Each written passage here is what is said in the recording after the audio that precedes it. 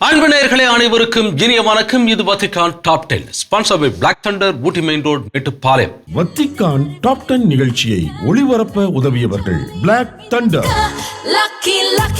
Lucky Falls at Black Thunder, Ooty main road, Mettupalayam. நேரலை கத்தோலிக்க திருவையின் தலைமையிடமாம் வத்திக்கானின் செயல்பாடுகளை உலகறி செய்வதே இந்த நிகழ்ச்சியின் நோக்கம். அந்த வகையில் இந்த வாரம் கார்மேல் அன்னை பக்தி முயற்சியின் வரலாறு, புனித 10ஆம் பயஸ் சபையின் மேல்முறையீடு, தி பேஷன் ஆஃப் த கிரைஸ்ட் மறுவெளியீடு என பல நிகழ்வுகள் காத்திருக்கின்றன. அனைத்தும் அறிந்து கொள்ள வாருங்கள் இன்றைய நிகழ்ச்சிக்குள் போகலாம்.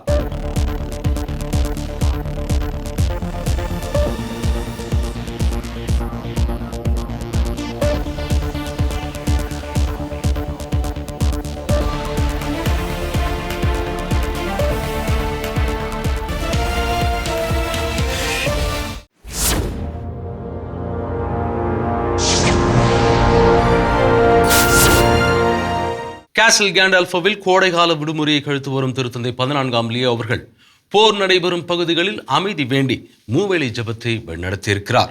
அந்த காட்சிகளை இன்றைய நிகழ்ச்சியின் முதல் பகுதியாக பார்ப்போம்.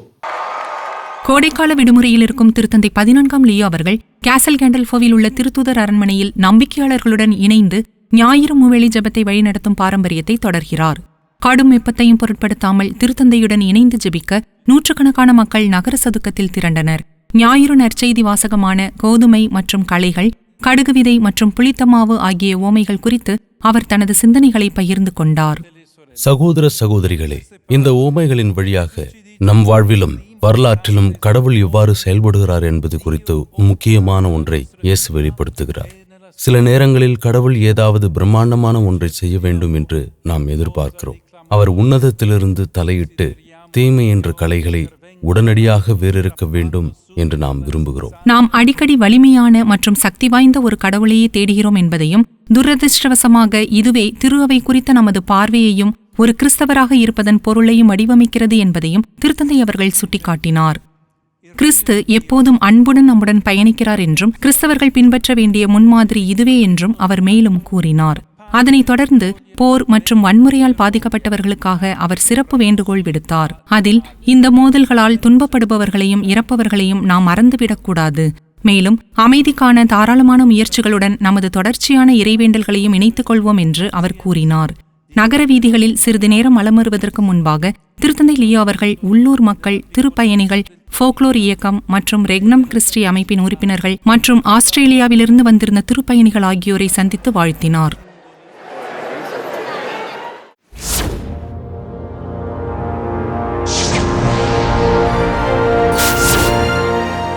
கத்தோலிக்க திருவையில் பரவலாக அறியப்பட்ட கார்மேல் அன்னை பக்தி முயற்சியின் தோற்றம் மற்றும் கார்மேல் சபையின் சீர்திருத்தங்கள் குறித்த வரலாற்று பதிவுகளை இந்த பகுதியில் பார்ப்போம்.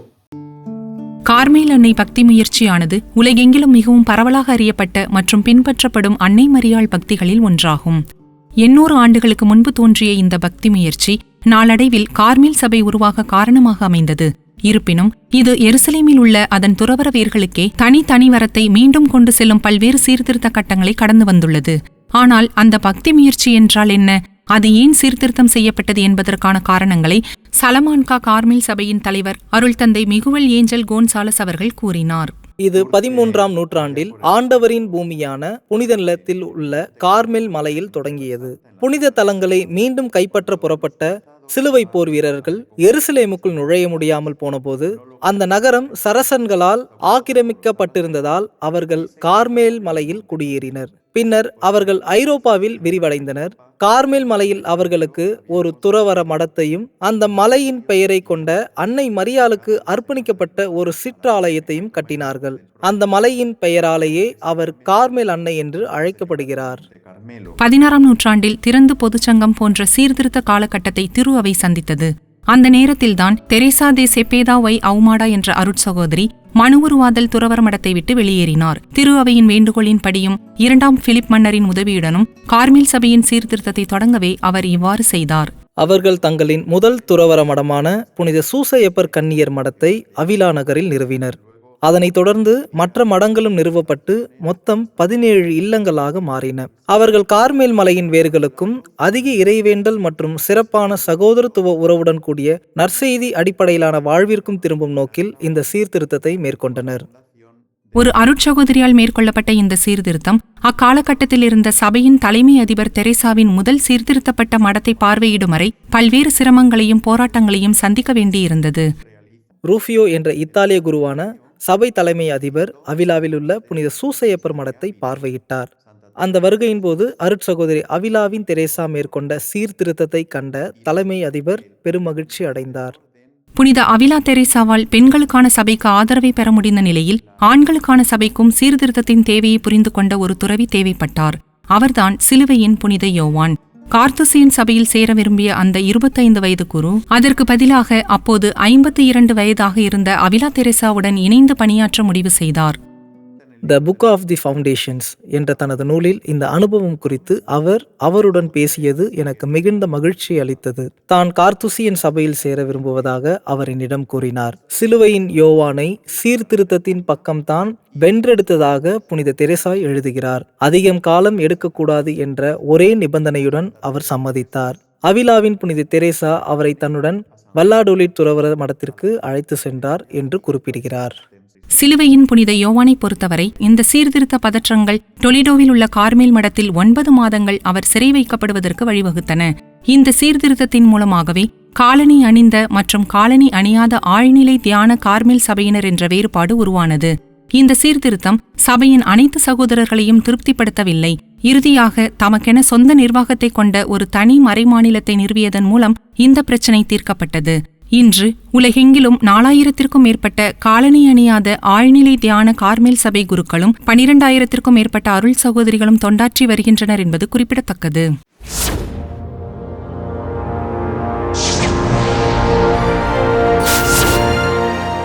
ஒவ்வொரு ஆண்டும் ஜூலை 16ஆம் நாளன்று கொண்டாடப்படும் கார்மேல் அன்னை பெருவிழா குறித்த வரலாற்று செய்திகளை இந்த பகுதியில் பார்ப்போம். ஒவ்வொரு ஆண்டும் ஜூலை 16ஆம் நாளன்று அன்னை மரியாளின் மிகவும் பிரபலமான பக்தி முயற்சிகளில் ஒன்றான கார்மேல் அன்னை பெருவிழாவை திரு அவை கொண்டாடுகிறது. 12ஆம் நூற்றாண்டைச் சேர்ந்த வனத்துறவிகள் குழுவால் புனித பூமியில் உள்ள கார்மேல் மலையில் தோற்றுவிக்கப்பட்ட இந்த சபையின் பெருவிழாவை கார்மேல் சபையினர் இந்நாளில் சிறப்பித்துக் கொண்டாடுகின்றனர். ரோமை நகரில் உள்ள ஒரு திருத்தலத்தில் குழந்தை இயேசுவை கைகளில் தாங்கியவாறு அரியணையில் வீற்றிருக்கும் அன்னை மரியாவின் திருவுருவம் தாங்கிய வருடாந்திர பவனி நடைபெறுகிறது. பாரம்பரியத்தின்படி திருத்தூதர் பேதுருவின் கல்லறைக்கு அருகில் கார்மேல் சபையினரால் கட்டப்பட்ட திருத்தலம் இதுவாகும். இது முற்றிலும் கார்மேல் சபைக்குரிய ஒரு திருத்தலம் ஆகும். இதன் உட்புற திருவுருவங்கள் அனைத்தும் கார்மேல் சபை புனிதர்களுக்கும் சபையின் ஆரம்பகால புனிதர்களுக்கும் அதேபோல அன்னை மரியாளுக்கும் அர்ப்பணிக்கப்பட்டுள்ளன. இதன் குவிமாடத்தில் 8 மரியன்னை சித்திரங்கள் உள்ளன.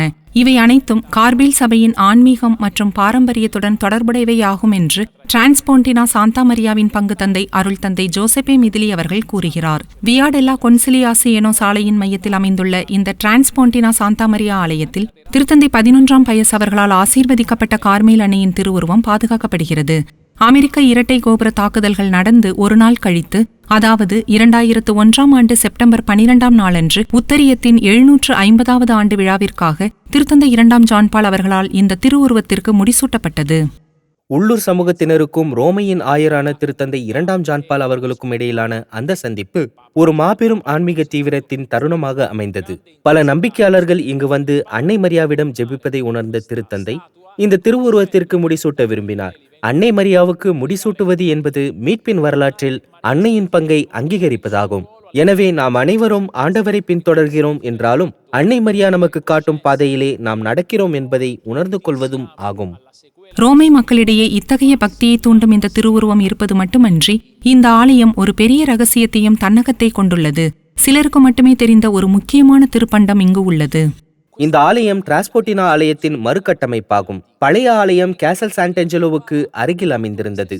அதாவது இன்று சியனா நகரின் புனித கேத்தரின் திருவுருவம் அமைந்துள்ள இடத்தில் அது அங்கேயே நிறுவப்பட்டு கட்டப்பட்டது. ஆனால் பின்னர் கேசல் தொடர்பான தொடர்ச்சியான நிர்வாக சிக்கல்கள் காரணமாக அது தற்போதைய இந்த இடத்திற்கு மாற்றப்பட்டது. எனவே பழைய டிரான்ஸ்போர்டினா ஆலயம் இடிக்கப்பட்டு இங்கு மீண்டும் கட்டப்பட்டது. 7ஆம் நூற்றாண்டை சேர்ந்த முந்தைய ஆலயத்திலிருந்து பல்வேறு திருப்பண்டங்கள் இங்கு மாற்றப்பட்டன. அவற்றில் சுட்ட மண்ணால் செய்யப்பட்ட பியத்தா திருவுருவம் 15ஆம் நூற்றாண்டை சேர்ந்த திருச்சிலுவை மற்றும் பாரம்பரியத்தின்படி திருத்தூதர்களான பேதுரு மற்றும் பவுல் ஆகியோர் கசையடி பெற்ற 2 தூண்கள் ஆகியவையும் அடங்கும். ரோமையில் கார்மேல் அன்னையை சிறப்பிக்கும் வகையில் 3 பவனிகளுடன் இப்பெருவிழா கொண்டாடப்படுகிறது. வத்திக்கானுக்கு அருகிலுள்ள பிராட்டி பகுதியில் ஒரு பவனியும், எழில்மிகு டிராஸ்தெவரே பகுதியில் 2 பவனிகளும் நடைபெறுகின்றன. கார்மேல் பாரம்பரியம் நமக்கு நினைவூட்டுவது போல தன்னிடம் அடைக்கலம் தேடி வருபவர்களின் பயணத்தை பாதுகாக்கும் அந்த தாயிடம் தங்களை ஒப்புக்கொடுக்க ஒவ்வொரு ஆண்டும் ஆயிரக்கணக்கான திருப்பயணிகள் இந்த பவனிகளில் கலந்து கொள்கின்றனர் என்பது கவனிக்கத்தக்கது.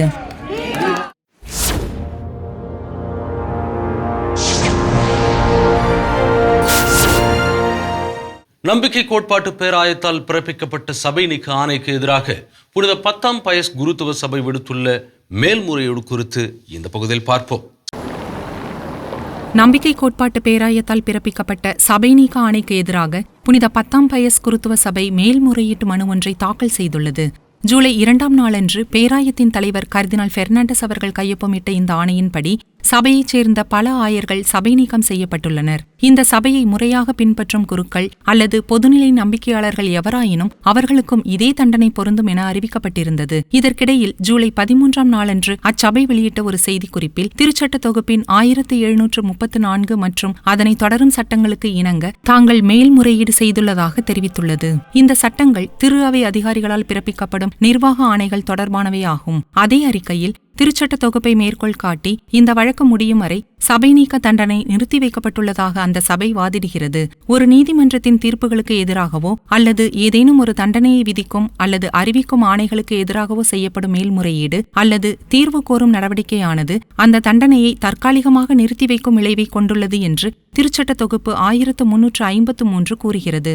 நிர்வாக நடவடிக்கையால் தாங்கள் பாதிக்கப்பட்டுள்ளதாக கருதும் எந்த ஒரு நபருக்கும் திரு அவை வழங்கியுள்ள உரிமைகளை பயன்படுத்த இந்த சபை இவ்வாறு முற்பட்டுள்ளது. ரோம் ரிப்போர்ட் செய்தி நிறுவனத்திடம் பேசிய வத்திக்கான் வட்டாரங்களின்படி இந்த ஆவண சமர்ப்பிப்பானது சபை நீக்க ஆணையை ரத்து செய்வதை குறிக்காது என்றாலும் அது தண்டனையை செயல்படுத்துவதை தற்காலிகமாக நிறுத்தி வைக்கலாம் என்று கூறப்படுகிறது. நம்பிக்கை கோட்பாட்டு பேராயம் இப்போது தனது ஆணையை மாற்றி அமைக்கலாம், மேல்முறையீட்டை நிராகரிக்கலாம் அல்லது எவ்வித பதிலும் அளிக்காமலும் இருக்கலாம். 30 நாட்களுக்குள் எந்த முடிவும் எட்டப்படாவிட்டால் கால வரையறைகளின்படி திருத்தூதரக உயர்நீதிமன்றத்தில் அடுத்த கட்ட மேல்முறையீடு செய்ய அனுமதிக்கப்படும் என்பது குறிப்பிடத்தக்கது.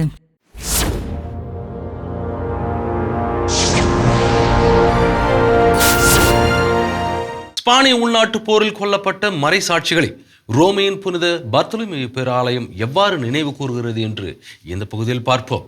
மறைசாட்சிகள் என்று கூறும்போது பொதுவாக பண்டைய ரோமை நகரமே நினைவுக்கு வரும் நிலையில் ரோமையின் புனித பர்த்தலமேயு பேராலயத்தில் பல நூற்றாண்டுகளுக்கு முன்பு அல்லாமல் சமீபத்திய வரலாற்றின் மிக இருண்ட காலகட்டங்களில் கொல்லப்பட்ட ஐரோப்பாவின் புதிய மறைசாட்சிகள் நினைவு கூறப்படுகிறார்கள். போர்கள் நகரங்களை வெளிப்படையாக அழித்து இடிபாடுகளை விட்டுச் சென்றாலும் நம்பிக்கை போன்ற கண்ணுக்கு தெரியாத வடுக்களை குணமடைய அதிக காலம் எடுக்கும் ஆழமான பாதிப்புகள் என்று சுட்டிக்காட்டப்படுகிறது. அந்த வகையில் 20ஆம் நூற்றாண்டின் மிக கொடூரமான மத துன்புறுத்தல்களில் ஒன்றான ஸ்பானிய உள்நாட்டு போரில் கொல்லப்பட்ட ஆண்களும் பெண்களுமான மறைசாட்சிகளின் திருப்பண்டங்கள் இந்த பேராலயத்தின் சிற்றாலயத்தில் பாதுகாக்கப்பட்டு வருகின்றன. எரிக்கப்பட்ட ஆலயங்கள் மற்றும் ஆயிரக்கணக்கான கிறிஸ்தவர்கள் குறிவைக்கப்பட்ட ஒரு காலத்தின் சாட்சியாக கேட்டலோனியாவில் உள்ள சாண்ட் மார்த்தி தே பலாஃப்ரூஜல் என்ற அழிக்கப்பட்ட ஆலயத்திலிருந்து மீட்கப்பட்ட திருச்சிலுவை இங்கு வைக்கப்பட்டுள்ளது. கல்வியாளரும் குருவுமான அருள் தந்தை பேத்ரோ போவேடோ அவர்கள் மற்றவர்களுக்கு சேவையாற்றுவதற்காகவே தன் வாழ்க்கையை அர்ப்பணித்தவர். அவர் ஒரு குருவாக இருந்தார் என்ற ஒரே காரணத்திற்காக 1936ஆம் ஆண்டு ஜூலை மாதம் மேட்ரிட் நகரில் கைது செய்யப்பட்டு கொல்லப்பட்டார் என்பது இங்கு நினைவு கூறப்படுகிறது. சில நாட்களுக்கு பிறகு கேட்டலோனியாவில் சுட்டுக் கொல்லப்பட்ட அருள் தந்தை ஜோசப் மரியா நோஹிரின் கழுத்தில் தொங்கிக் கொண்டிருந்த சிலுவையும் இங்கு பாதுகாக்கப்படுகிறது. மேலும் தனது நம்பிக்கையை கைவிட மறுத்ததால் கொல்லப்பட்ட எளிய பொதுநிலையினரான முத்திபேறு பெற்ற ஜெஃபரினோ ஜிமெனஸ் மல்லாவுக்கு சொந்தமான ஜெபமாலையின் ஒரு பகுதியும் இங்கு உள்ளதாக கூறப்படுகிறது. இந்த திருப்பண்டங்கள் வெறுமனே ஒரு போரிலிருந்து தப்பித்தவை என்பதற்காக அல்லாமல் ஆலயங்கள் தரைமட்டமாக எரிக்கப்பட்ட போதும் நம்பிக்கை எவ்வாறு நிலைத்து நின்றது என்பதை நிரூபிப்பதாக குறிப்பிடப்படுகிறது. சில அசாதாரண மனிதர்கள் நம்பிக்கையின் பொருட்டு தங்கள் உயிரை கொடுப்பது மதிப்பு மிக்கது என்று உறுதியாக நம்பியதே இதற்கு காரணம். ரோமையில் உள்ள பெரும்பாலான ஆலயங்கள் நீண்ட காலத்திற்கு முந்தைய கடந்த கால புனிதர்களின் நினைவை பாதுகாக்கும் நிலையில் இந்த பேராலயம் புகைப்படங்களில் பதிவாகும் அளவிற்கு நம் காலத்திற்கு மிக நெருக்கமாக வாழ்ந்து நம்பிக்கையின் பொருட்டு உயிர் நீத்த மனிதர்களை நினைவு கூறுவது குறிப்பிடத்தக்கது.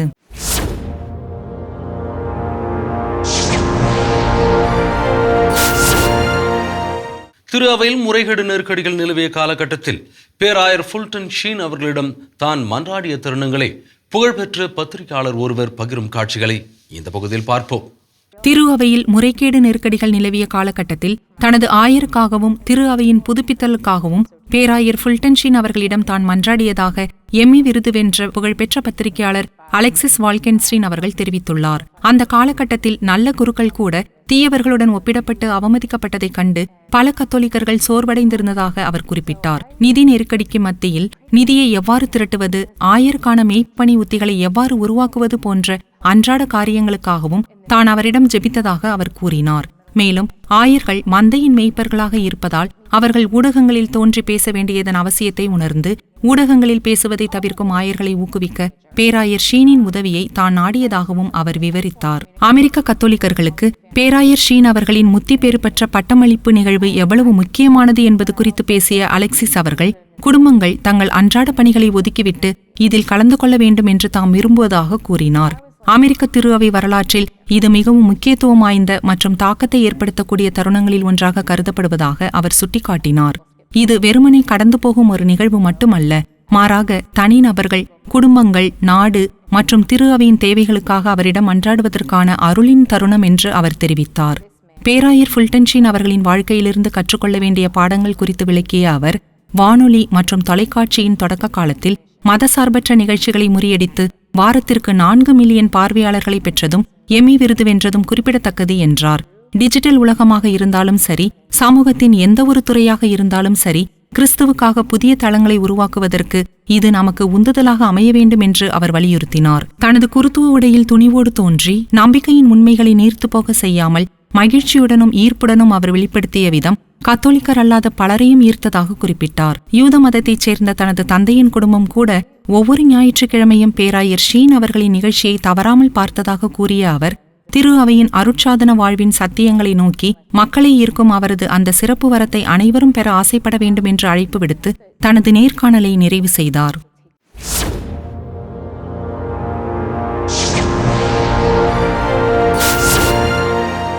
ரோமையில் இயேசு காலத்து மீனவர்கள் பயன்படுத்தி பழங்கால மீன்பிடி வலையை போன்றதொரு அலங்கார அமைப்பு நிறுவப்பட்டிருக்கிறது. வாத்திகான் பாரம்பரியத்தை விவரிக்கும் அவ்வலை குறித்து இந்த பகுதியில் பார்ப்போம். இயேசுவின் காலத்தில் கலிலேய கடலில் மீன்பிடித்தவர்கள் பயன்படுத்திய நாசா எனப்படும் பழங்கால மீன்பிடி வலையை போன்றதொரு அமைப்பு வத்திக்கானிலும் உள்ளதாக செய்திகள் தெரிவிக்கின்றன. சுற்றுலா பயணிகளின் கவனத்தை ஈர்க்கும் இந்த மாபெரும் மீன்பிடி வலை புனித பேதுரு பேராலயத்தின் நுழைவாயிலில் எதற்காக வைக்கப்பட்டுள்ளது என்பது குறித்து வத்திக்கான் தோட்டக்கலை சேவையின் தலைவர் ஸ்டெஃபானோ ஜியாம்போலோ அவர்கள் விளக்கமளித்துள்ளார். இது புனிதர்களான பேதுரு மற்றும் பவுல் பெருவிழாவிற்காக அமைக்கப்பட்ட ஒரு அலங்காரம் என்று அவர் குறிப்பிட்டுள்ளார். நாசா டெல் பெஸ்காட்டோர் என்று அழைக்கப்படும் இது பாரம்பரியமான ஒரு மீன்பிடி பொறியாகும்.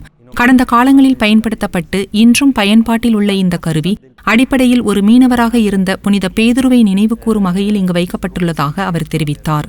ஒவ்வொரு ஆண்டும் ஜூன் 29ஆம் நாளன்று நடைபெறும் புனிதர்களான பேதுரு மற்றும் பவுல் பெருவிழாவின் போது இது இடம்பெறுகிறது. பெருவிழாவிற்கு முந்தைய நாளே வத்திக்கான் தோட்டக்கலை குழுவினரால் இது வடிவமைக்கப்பட்டு நிறுவப்படுவதாக கூறப்படுகிறது. பல நூற்றாண்டுகளாக பேராலயத்தில் கடைபிடிக்கப்பட்டு வரும் இந்த வழக்கம் 18ஆம் நூற்றாண்டின் பிற்பகுதி மற்றும் 19ஆம் நூற்றாண்டின் முற்பகுதியிலிருந்து தொடர்வதாக ஜியாம்போலோ அவர்கள் கூறுகிறார். சற்று முட்டை வடிவிலான இந்த அமைப்பு பல நூற்றாண்டுகள் பழமையான இரும்பு சட்டத்தால் ஆனது என்றும் டராண்டோ வகையைச் சேர்ந்த நறுமணம் வீசும் மிர்டல் செடிகளால் அந்த சட்டம் முழுமையாக மூடப்பட்டிருக்கும் என்றும் அவர் விவரித்தார். மேலும் இலைகளுக்கு பதிலாக இந்த செடிகளை கொண்டு மலர் மாலைகள் அலங்கரிக்கப்படுவதாகவும் அவர் குறிப்பிட்டார். எளிதில் கடந்து செல்லக்கூடிய ஒரு வலையாக இது தோன்றினாலும் கத்தோலிக்க திரு அவையின் முதல் திருத்தந்தையான புனித பேதுருவின் வழியாக திரு அவையின் ஆதி வேர்களுக்கு திரும்புவதை குறிக்கும் ஓர் ஆழமான அடையாளமாகவே இது நிகழ்வது குறிப்பிடத்தக்கது.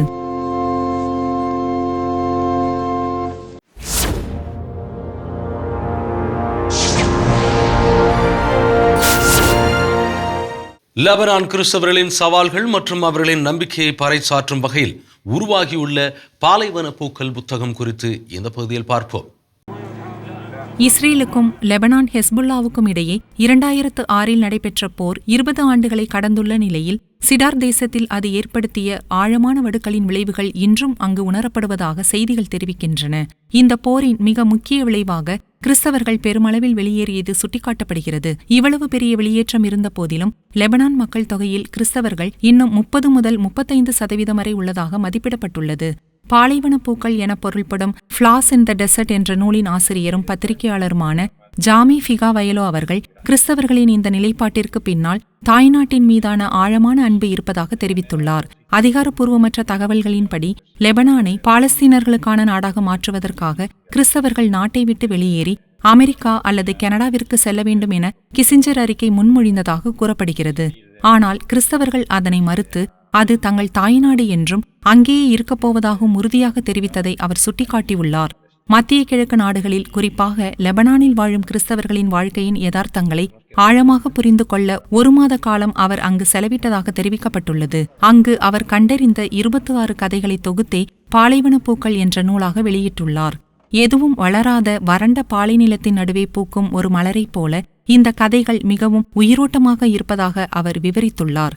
இதற்கு முக்கிய காரணம் அவர்களின் நம்பிக்கை என்றும், நம்பிக்கை மற்றும் எதிர்நோக்கு ஆகிய 2 வார்த்தைகளை இந்நூலின் மையக் கருத்துக்கள் என்றும் அவர் குறிப்பிட்டுள்ளார்.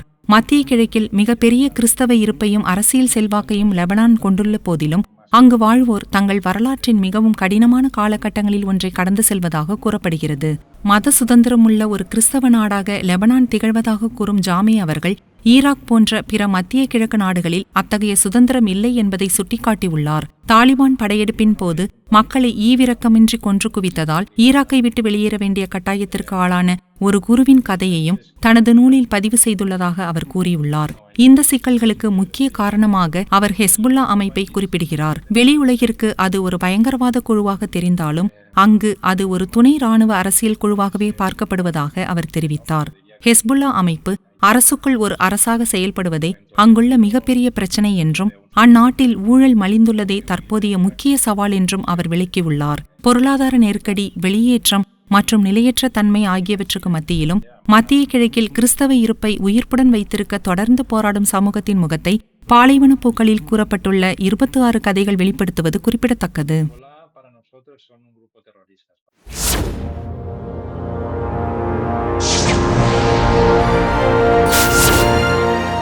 வன்முறை, தீவிரவாத அச்சுறுத்தல்கள் மற்றும் பொருளாதார நெருக்கடிகள் காரணமாக மத்திய கிழக்கு நாடுகளில் பாதுகாப்பிற்காக இயங்கும் கிறிஸ்தவர்கள் குறித்து இந்த பகுதியில் பார்ப்போம்.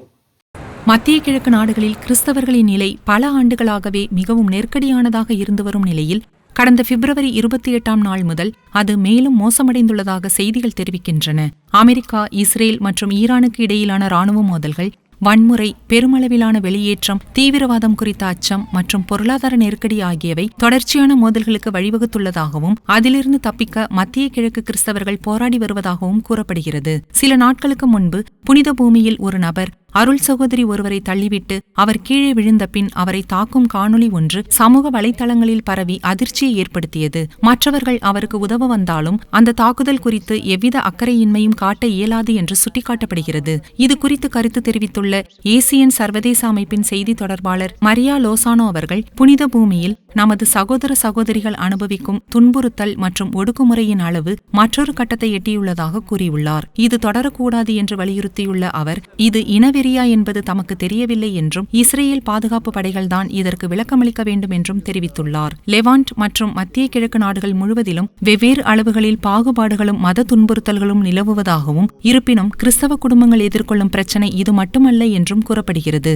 தெற்கு லெபனானைச் சேர்ந்த மாரோனைட் பங்குக்குருவான அருள் தந்தை டோனி எலியாஸ் அவர்கள் தெரிவிக்கையில், போரின் தொடக்கத்தில் வேலைவாய்ப்பு போன்ற காரணங்களுக்காக சுமார் 3000 மக்கள் வெளியேறியதாக குறிப்பிட்டுள்ளார். பெய்ரூட்டில் உள்ள மருத்துவமனைகளுக்கு அருகில் இருக்க வேண்டிய கட்டாயத்தால் நோயுற்ற குடும்ப உறுப்பினர்களை கொண்ட பலரும் வெளியேறி இருக்கலாம் என்று அவர் கூறியுள்ளார். தங்கள் பகுதிகளில் தற்போது மருத்துவமனைகள் ஏதும் இல்லை என்பதையும், ஏதேனும் அசம்பாவிதம் நடந்தால் எங்கு செல்வது என்று தெரியாத நிலையில் ஒரு முடக்கப்பட்ட பகுதியிலேயே தாங்கள் வாழ்வதாகவும் அவர் கவலை தெரிவித்துள்ளார். லெபனானுக்கும் இஸ்ரேலுக்கும் இடையிலான எல்லையில் அமைந்துள்ள அப்பகுதியின் கடைசி கிறிஸ்தவ கிராமமான மைக்கில் இந்த பங்குக்குரு பணியாற்றுவதாக தெரிவிக்கப்பட்டுள்ளது. அங்கு குண்டுவெடிப்புகள் ஓயாமல் தொடர்வதாகவும், நிலைமை நாளுக்கு நாள் தாங்க முடியாத அளவிற்கு மாறி வருவதாகவும் கூறப்படுகிறது. குடும்பங்கள் அனைத்தையும் இழந்துவிட்டதாக குறிப்பிட்ட மரியா லோசானோ அவர்கள், சுற்றுலாத்துறை முற்றிலும் முடங்கிவிட்டதை சுட்டிக்காட்டியுள்ளார். இஸ்ரேல் மற்றும் பாலஸ்தீனத்தில் சுற்றுலா மற்றும் திருப்பயணங்களை நம்பி வாழ்ந்த பல கிறிஸ்தவ குடும்பங்களின் வாழ்வாதாரம் முற்றிலும் அழிந்துவிட்டதாக அவர் கூறியுள்ளார். மேலும் தெற்கு லெபனானில் பலருக்கு சொந்தமாக இருந்த பயிர் நிலங்கள், ஆலிவ் மரத்தோப்புகள் மற்றும் பிற பயிர்கள் அனைத்தும் அழிக்கப்பட்டுள்ளதாகவும், மரங்கள் கூட ஈவிரக்கமின்றி வெட்டப்பட்டுள்ளதாகவும் அவர் விவரித்துள்ளார். இப்பகுதியில் இந்த சமூகங்கள் உயிர் வாழ்வதற்கு பெரிதும் தேவைப்படுவது மனிதாபிமான உதவிகள் மட்டுமே என்றும், ஆனால் தொடர்ந்து நடைபெறும் மோதல்களால் அதனை வழங்குவது மிகவும் கடினமானதாக மாறி வருவதாகவும் தெரிவிக்கப்பட்டுள்ளது. தெற்கு பகுதிக்கு உதவிகள் சென்றடையாததற்கு கட்டுப்பாடுகளும் அப்பகுதியில் தீவிரமாக நடக்கும் குண்டுவீச்சுகளுமே காரணம் என்று மரியா லோசானோ தெரிவித்துள்ளார். கடந்த வார இறுதியில் லெபனானில் கிட்டத்தட்ட 80 தாக்குதல்கள் நடைபெற்றதால் அங்கு உதவிப் பொருட்களை கொண்டு செல்வது எளிதான காரியமல்ல என்று அவர் சுட்டிக்காட்டியுள்ளார். தற்போதைய சூழ்நிலையில் அனைத்து பொருட்களின் விலையும் மிகவும் உயர்ந்து விட்டதாகவும் போர் நடைபெறும் பகுதிக்கு கொண்டுவரப்படுவதால் பொருட்களை கொண்டு செல்ல காப்பீடு தேவைப்படுவதாகவும் அருள் தந்தை டோனி எலியாஸ் கூறியுள்ளார். பொருட்களின் விலை 2 மடங்கல்ல 3 மடங்காக அதிகரித்துள்ளதால் தாங்கள் செய்ய முயலும் உதவிகள் மக்களின் தேவைகளோடு ஒப்பிடுகையில் ஒன்றுமே இல்லை என்று அவர் வருத்தம் தெரிவித்துள்ளார். நீண்ட காலமாக போர் நிறுத்தம் ஏற்படாத பட்சத்தில் மனிதாபிமான நெருக்கடி மட்டுமே இங்கு பிரச்சனையாக இருக்காது என்று வல்லுநர்கள் எச்சரிப்பதாக கூறப்படுகிறது. முடிவற்ற மோதல்கள் மற்றும் பல்வேறு வகையான துன்புறுத்தல்களால் மத்திய கிழக்கு கிறிஸ்தவ சமூகங்கள் இந்த பகுதிகளிலிருந்து முற்றிலுமாக அழிந்து போகும் அபாயம் இருப்பதாகவும் சுட்டிக்காட்டப்பட்டுள்ளது.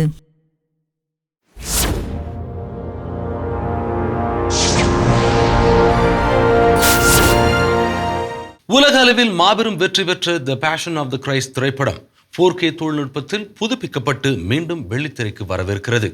அதை குறித்த செய்திகளை இந்த பகுதியில் பார்ப்போம். ஜிம் கவிசல் நடிப்பில் மெல் கிப்சன் இயக்கிய புகழ்பெற்ற the passion of the Christ திரைப்படம் மீண்டும் வெள்ளித்திரைக்கு வரவுள்ளதாக செய்திகள் தெரிவிக்கின்றன. 2004ஆம் ஆண்டில் வெளியான இத்திரைப்படம் உலகளவில் $612 மில்லியன் மேல் வசூலித்து வரலாற்றிலேயே அதிக வசூல் செய்த கிறிஸ்தவ திரைப்படமாக சாதனை படைத்ததாக கூறப்படுகிறது. இந்த ஆண்டின் செப்டம்பர் 10 முதல் 17 வரை அமெரிக்காவில் இத்திரைப்படம் மீண்டும் வெளியிடப்பட உள்ளதாகவும் இது 4K தொழில்நுட்பத்தில் டால்பி அட்மோஸ் ஒலியமைப்புடன் முழுமையாக மறுசீரமைக்கப்பட்டு திரையிடப்படும் என்றும் அறிவிக்கப்பட்டுள்ளது. இந்த புதிய பதிப்போடு நீண்ட காலமாக எதிர்பார்க்கப்படும் இதன் 2ஆம் பாகமான கிறிஸ்துவின் உயிர்ப்பு திரைப்படத்தின் சிறு முன்னோட்டமும் இந்த திரையிடல்களில் இடம்பெறும் என தெரிவிக்கப்பட்டுள்ளது. இந்த புதிய படைப்பு இயேசுவின் சிலுவை சாவை தாண்டி அவரது உயிர்ப்பையும் அவரது மரணத்திற்கும் அவர் மீண்டும் உயிர் பெறுவதற்கும் இடைப்பட்ட காலத்தில் நடந்த நிகழ்வுகளையும் விரிவாக சித்தரிக்கும் என்று கூறப்படுகிறது. இந்த திட்டம் தற்போது 2 திரைப்படங்களாக பிரிக்கப்படும் அளவிற்கு விரிவடைந்துள்ளதாகவும் அவை முறையே 2027 மே 6 மற்றும் 2028 மே மாதங்களில் வெளியிட திட்டமிடப்பட்டுள்ளதாகவும் சுட்டிக்காட்டப்பட்டுள்ளது. மெல் கிப்சன் அவர்கள் இத்திரைப்படத்தின் தயாரிப்பு முழுவதும் வரலாற்று உண்மைத்தன்மைக்கு அதிக முன்னுரிமை அளித்ததாக குறிப்பிடப்படுகிறது. ஒரு மாபெரும் ஹாலிவுட் திரைப்படத்திற்கு வழக்கத்திற்கு மாறான ஒரு தேர்வாக the passion of the Christ முழுவதுமாக அரமேயம், லத்தீன் மற்றும் எபிரேய மொழி ஆகிய மொழிகளிலேயே படமாக்கப்பட்டது குறிப்பிடத்தக்கது. சுமார் $30 மில்லியன் தயாரிப்பு செலவில் உருவான இத்திரைப்படம் சிறந்த ஒளிப்பதிவு, ஒப்பனை மற்றும் பின்னணி இசைக்காக 3 ஆஸ்கர் விருதுகளுக்கு பரிந்துரைக்கப்பட்டதாக தகவல்கள் கூறுகின்றன. எக்காலத்திலும் அதிக வசூல் செய்த மத ரீதியான திரைப்படமாக உருவெடுத்த இது திரைத்துறையில் நீங்காத தடத்தை பதித்ததுடன் தற்போது நீண்ட காலமாக எதிர்பார்க்கப்படும் அதன் அடுத்த பாகத்திற்கும் வெற்றிகரமாக வழிவகுத்துள்ளது. என் அன்பு நேயர்களே, இன்றைய நிகழ்வுகள் அனைத்தும் நீங்கள் பயன்பெறும் வகையில் அமைந்திருக்கும் என்று நாங்கள் நம்புகிறோம். மீண்டும் அடுத்த வாரம் இதே நிகழ்ச்சியில் சந்திக்கிறோம். இது Vatican top 10 sponsor by black thunder, Ooty main road, Mettupalayam. நன்றி, வணக்கம், மரியே வாழ்க. வத்திக்கான் டாப் 10 நிகழ்ச்சியை ஒளிபரப்ப உதவியவர்கள் black thunder, Lucky Falls at Black Thunder, Ooty Main Road, Metupalayam.